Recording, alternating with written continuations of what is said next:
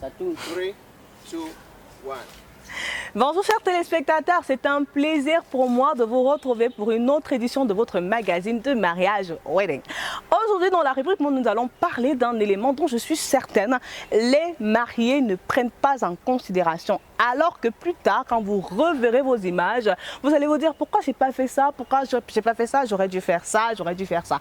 Alors pour éviter de dire cela, aujourd'hui dans la rubrique mode, je vais parler de cet élément au plus que important.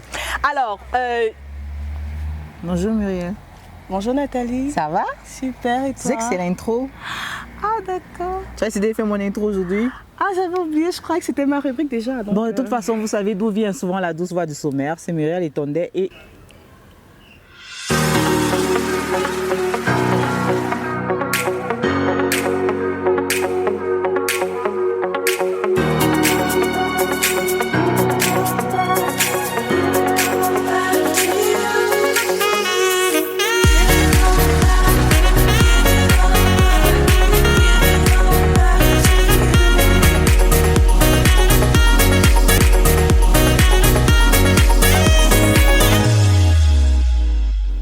Après le choix de votre robe de mariée vient le casse-tête des robes des demoiselles d'honneur. Autant tout était clair pour la robe de mariée, autant pour le look des bridesmaids, c'est plus difficile. Entre le respect des morphologies de chacune, le thème, les couleurs de votre mariage et le budget à respecter, la tâche peut s'avérer très complexe.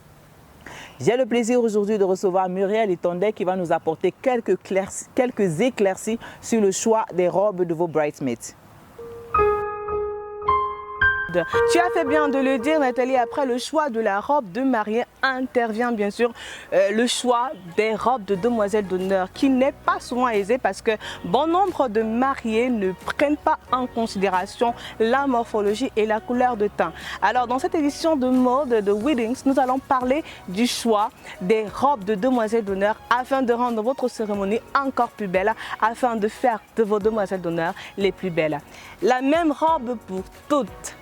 Très tendance, le concept de la même robe pour toutes se répand de plus en plus en Afrique et en particulier au Cameroun. En plus d'apporter un effet visuel certain, faire porter la même robe à chacune de vos demoiselles d'honneur s'avère être aussi un gain de temps et d'argent. Solution de facilité et de simplicité, choisir la même robe pour toutes vos demoiselles d'honneur risque aussi de ne pas faire l'unanimité. Le souci, à moins que vos amies ne soient toutes des sosies, elles n'auront pas la même morphologie. L'idée est de trouver une robe qui s'adapte à différentes formes corporelles pour les petites et les grandes, pour les androgynes et les pulpeuses. Et une couleur qui va à chaque type de peau. Alors, il est important ici, lorsque vous faites le choix de vos différentes demoiselles d'honneur et lorsque vous voulez particulièrement que celles-ci arborent un même vêtement, il est important de jouer sur la morphologie. Le conseil que je pourrais vous donner ici, c'est quoi? Si vous décidez de prendre des filles slim, vraiment faites que ces filles aient carrément la même morphologie. Il est également important de jouer sur la couleur de peau. Si vous avez décidé de prendre des filles de couleur claire, prenez, si elles sont 10, vraiment restez sur cette idée de prendre des filles de couleur claire avec la même taille et pourquoi pas la même morphologie. Des filles noires, c'est pareil et je suis sûre que le résultat sera juste parfait. N'oubliez pas qu'il est possible de faire quelques retouches pour que les robes collent parfaitement à la morphologie de vos demoiselles d'honneur. Quelques centimètres en moins pour les petites, une petite reprise à la taille ou au niveau de la poitrine et le tour est joué.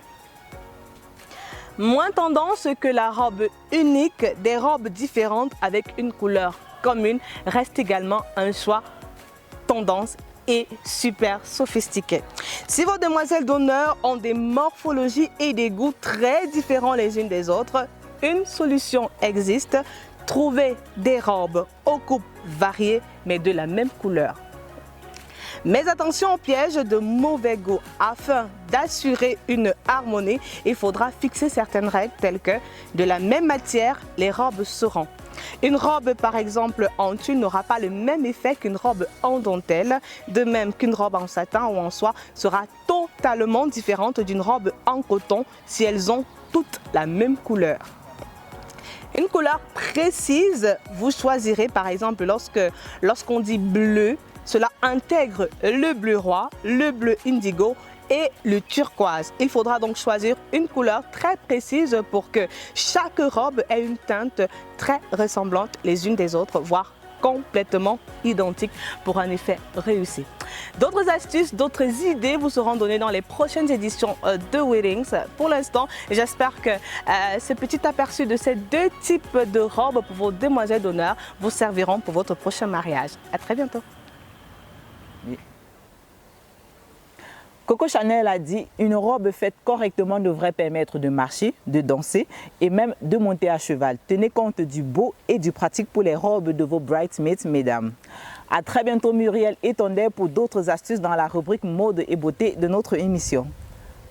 Encore une autre histoire d'amour à distance. Il vit au Cameroun et elle vit en France. Mais leur amour leur a permis de se dire oui devant Dieu et devant les hommes. Monsieur et Madame Obama nous racontent leur histoire. Bonjour, moi je suis Lazare Obama. Je suis fonctionnaire dans l'administration camerounaise. Et je suis l'époux de Madame Obama, Timingogang Adeline, voilà, et mère de mes enfants. Alors, notre rencontre, c'était un après-midi en 2007. Août 2007. Voilà, au mois d'août 2007. C'était à mon lieu de service.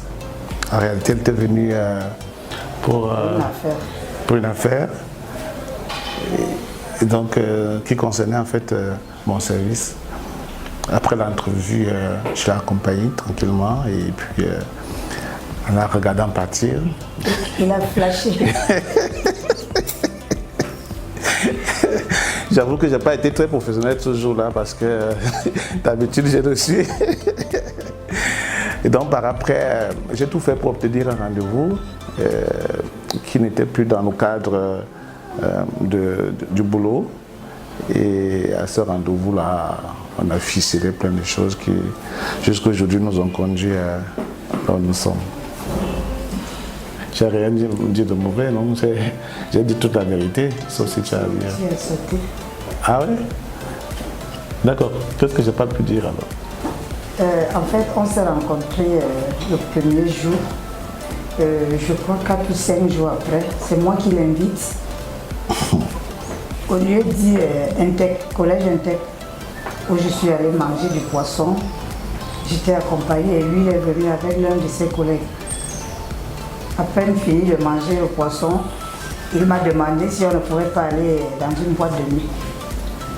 On est allé en boîte de nuit, c'est là où beaucoup de foudre. À l'époque, j'aimais bien danser. Voilà. On s'est donc retrouvés en boîte de nuit.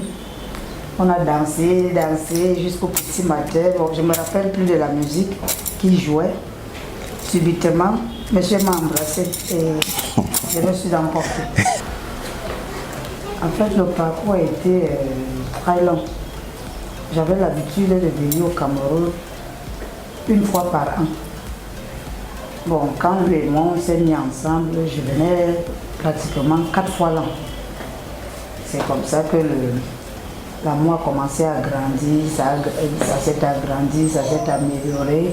On a fait des enfants et puis hop. Un soir, je rentrais de je ne sais pas d'où j'étais.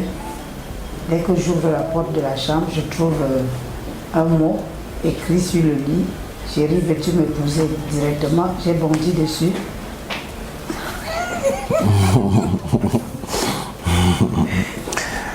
Et donc moi également, sa proposition. donc moi également, j'avais eu des rencontres avant et celle-là m'avait beaucoup plus marqué. Et donc on avait eu déjà des projets qui n'allaient pas dans le cadre seulement d'une amitié qui débordait déjà. Donc il était déjà temps pour qu'on se mette ensemble véritablement avec les enfants qu'on avait déjà fait. Et donc on s'est dit pourquoi pas nous lier pour la vie. Voilà.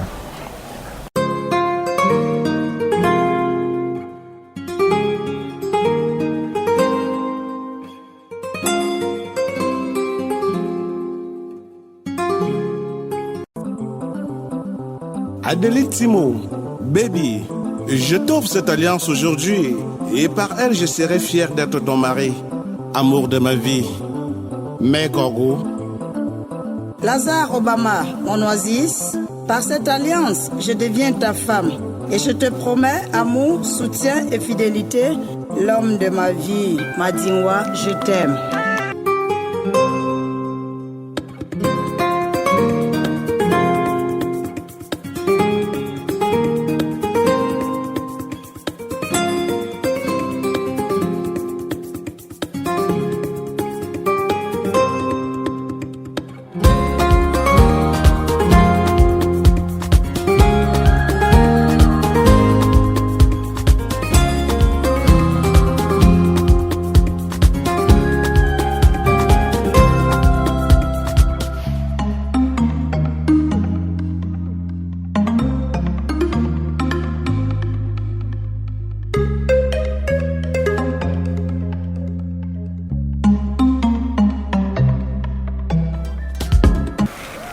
Alors le temps pour l'organisation du mariage, on a pris quand même un peu de temps, hein. On a pris, je crois, 3 ans, hein. Près de 3 ans.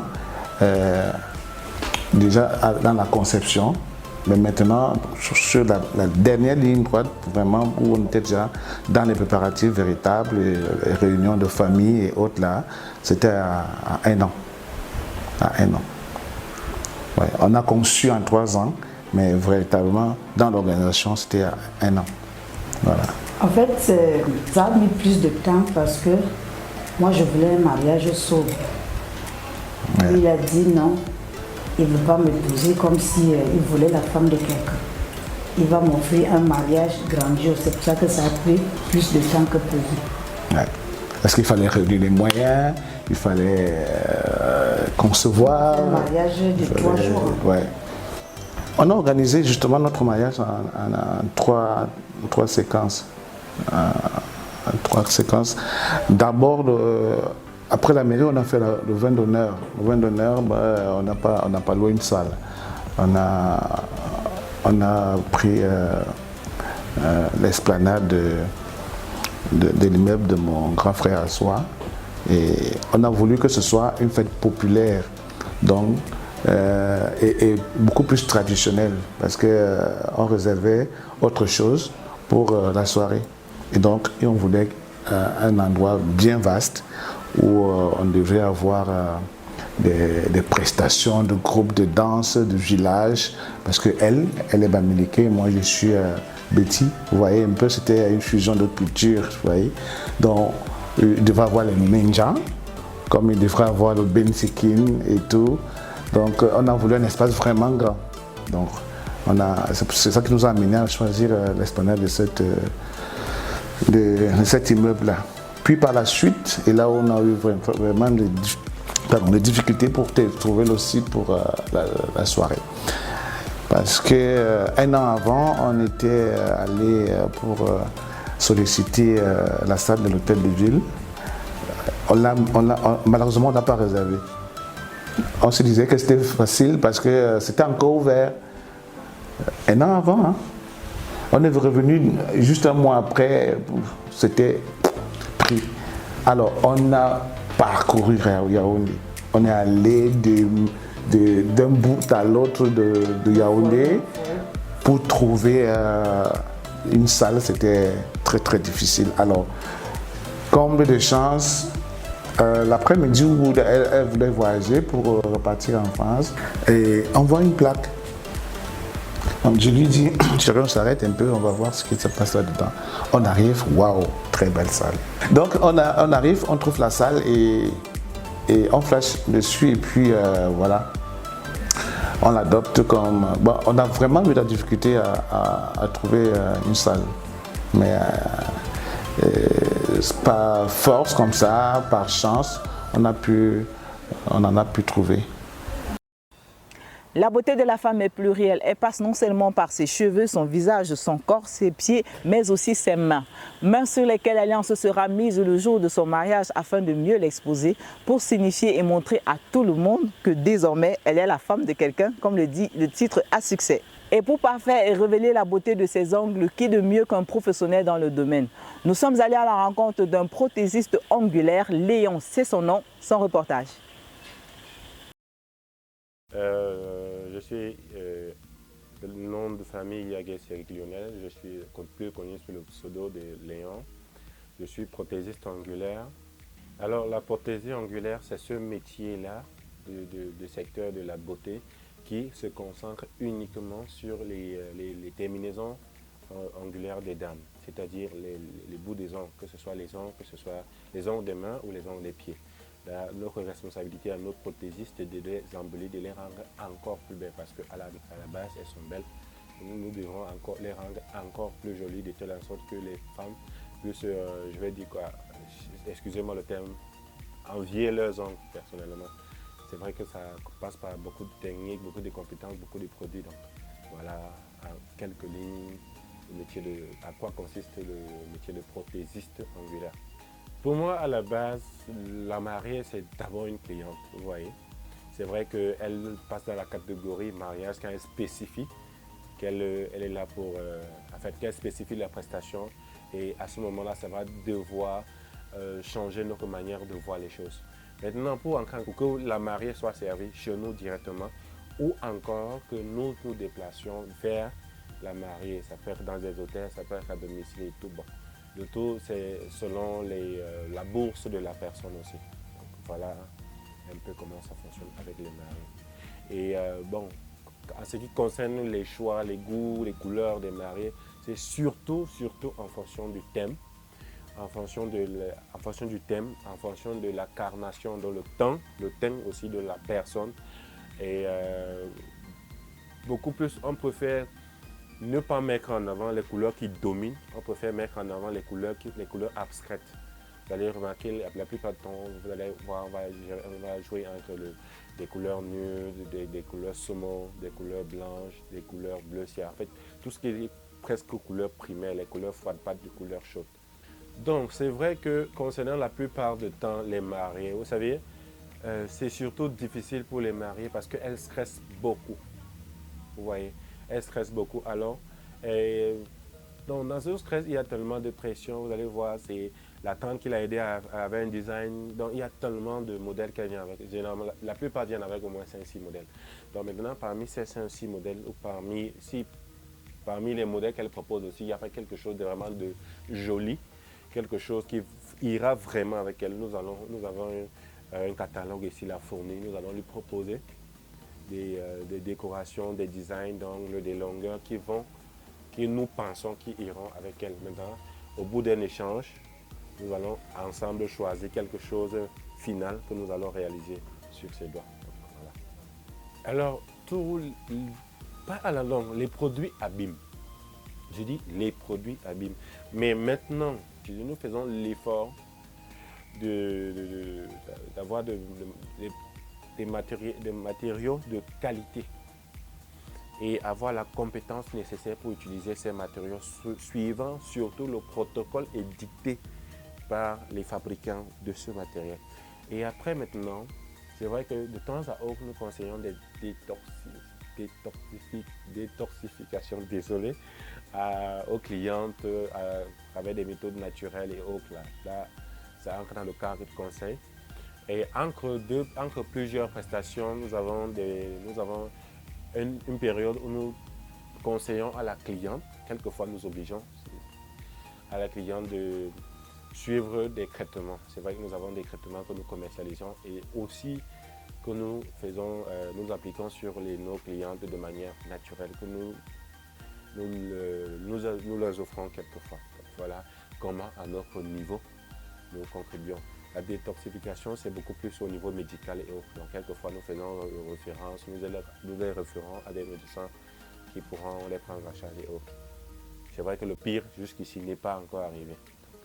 Nous sommes encore dans je veux dire quoi, entre guillemets, médecine primaire. Je ne me rappelle pas médecin, mais j'essaye d'anticiper tout ce qui est danger. Que ce soit en Afrique du Nord, du Sud ou de l'Est, le mariage coutumier existe sous différentes formes et varie à quelques particularités près. Chez les Douala, peuple bantou vivant au Cameroun dans la région du littoral, c'est une cérémonie très importante qui valorise les beaux-parents et les deux familles. Son but étant d'unir les deux familles par le lien sacré du mariage. La communauté Douala constitue une partie importante de la grande famille Sawa. Nous sommes allés à la rencontre d'un chef traditionnel Douala qui nous parle du mariage, ou plutôt des mariages, puisqu'il en existe plusieurs formes chez les Douala. Regardez. Le mariage de notre culture répond au vœu du Créateur, Nyambé. L'homme quittera son père et sa maman et se mettra avec sa femme. Donc, voilà ce que c'est que le mariage dans notre tradition qui répond au vœu du Créateur, Nyambé. Donc, et tous deux formeront une seule personne. Et entre cette union, il y aura donc une procréation. Donc, à partir de là, les deux formeront une famille. D'abord, un sous-clan, un clan, un foyer, et ainsi de suite. Voilà. C'est ça le mariage. Maintenant, s'il faut entrer dans les formes de mariage, chez les Douala, il y en a 24 formes de mariage. Il y a 24 formes de mariage chez les Douala. Et le mariage, en général, puisqu'il répond au vœu de Nyambé, le Créateur, a également ce qu'on peut appeler son accompagnement. Parce que la famille perd à partir de ce moment-là leur fille. Et comme elle perd sa fille, il y a donc dans les formes de mariage tout ce qui a été prévu. Donc quand on parle de la dot, c'est une forme de compensation. Parce qu'on perd sa fille et sa fille va en mariage et tout dépend donc maintenant de nos clans, de nos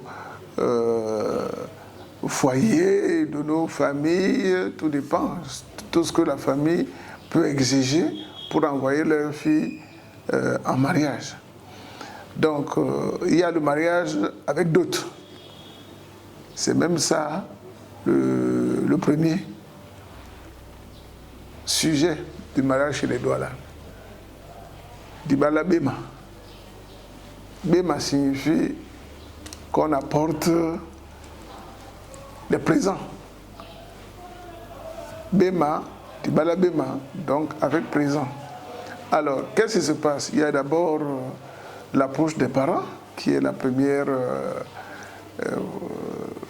démarche, puisque le futur marié viendra d'abord voir son beau-père avec un de ses amis pour dire: papa, voilà, moi j'ai vu quelque chose ici et j'aimerais bien me présenter pour officialiser cela parce que je ne suis pas venu m'amuser.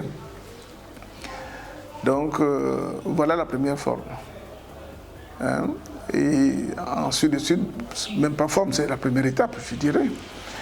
Donc la seconde étape consistera donc maintenant à venir cogner à la porte, comme on dit, donc l'ouverture de fiançailles.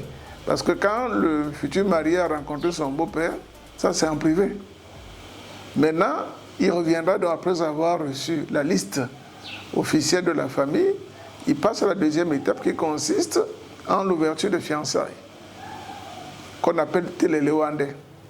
Cette fois-ci, c'est dans le foyer, le grand foyer, dans le clan ou bien dans la grande famille.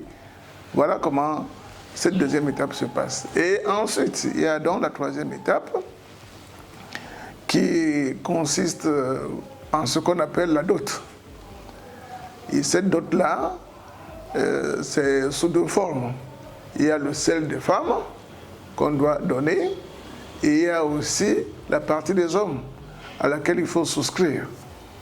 Donc le futur marié se retrouve donc finalement avec deux listes.